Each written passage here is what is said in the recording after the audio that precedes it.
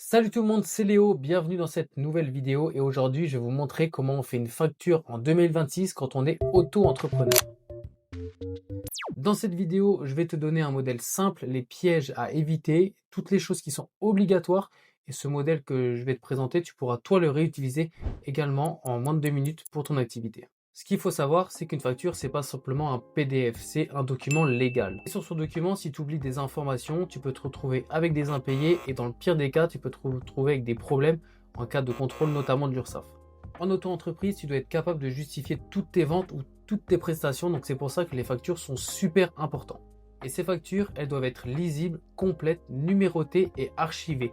Toutes les factures que tu envoies à tes clients, tu dois les garder précieusement, comme je l'ai dit, au cas où tu as un contrôle comme ça et tu dors sur tes deux oreilles. Alors maintenant, une fois qu'on a compris ce que c'est une facture, on va passer sur l'écran ici même et on va en réaliser une ensemble. Alors la première chose à faire, c'est donc vous prenez une page blanche et comme ici, vous marquez facture. C'est la première chose qui est obligatoire sur une facture, ce qui est logique. Ensuite, toutes les factures que vous faites, elles doivent être numérotées. Alors dans ces cas-là, je vous conseille de commencer donc à 001 ou alors comme j'ai fait ici, de marquer 2026-001. Franchement, la première facture, ça va être la numéro 1, celle que vous allez faire ensuite, ça va être la 2 et ainsi de suite. La numérotation des factures, c'est obligatoire et c'est super important toi aussi pour ton organisation pour ne pas t'y perdre. La deuxième chose qui doit être obligatoire sur une facture, c'est la date d'émission ou la date de réalisation de la facture.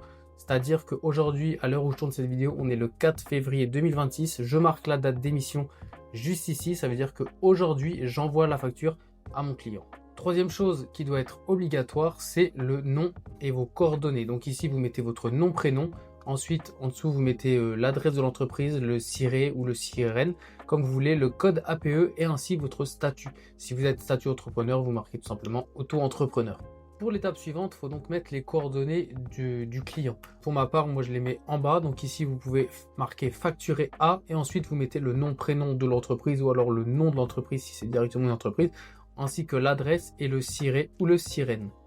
Ici, en dessous de la date d'émission, moi je marque toujours la date de la prestation. Donc on part du principe que la prestation elle a été réalisée aujourd'hui. Donc encore une fois, je mets la date d'aujourd'hui, le 4/02/2026. Donc une des étapes les plus importantes, vous allez donc marquer ce que vous avez réalisé dans votre prestation. Donc ici, moi je marque service, quantité, prix et le prix total. Donc on part du principe que j'ai fait des photos d'un match. Donc je marque reportage photo match. Souvent je marque les clubs. Et souvent je remarque le lieu où c'était également.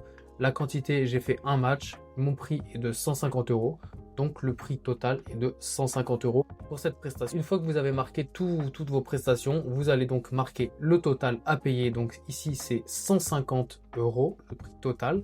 Il pourrait être supérieur si j'avais d'autres prestations et que par exemple je faisais une seule facture pour plusieurs matchs. Mais ici j'ai que ça, donc le prix de 150 euros. En tant que micro-entrepreneur, je n'ai pas la TVA applicable, donc je suis obligé de le marquer et cette phrase est obligatoire sur vos factures.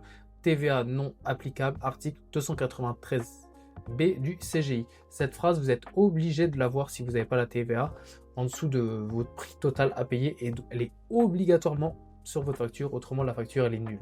En dessous, je vais marquer tout simplement les délais de paiement. Donc pour ma part, moi je mets généralement un mois. Vous pouvez mettre plus, vous pouvez mettre moins. Ça, c'est un petit peu à vous de décider.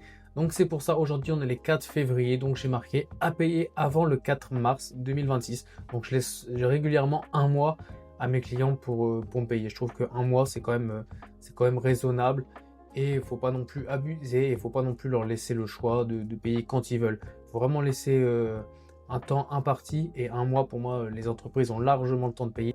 Après cela, il faut donc que les modalités de paiement soient présentes sur votre facture. Donc, par exemple, ici, moi, les trois quarts du temps, je fais donc payer en virement bancaire. Donc, je marque mode de règlement et ensuite, je marque les coordonnées bancaires sur lesquelles je souhaite être payé. Vous pouvez être payé par chèque, par espèce, il n'y a pas vraiment de règle. Encore une fois, vous faites comme vous voulez, mais dans mode de règlement, en tout cas, il faut que ça soit bien indiqué, que ça soit bien précis où le virement doit être fait et où l'argent doit arriver en gros.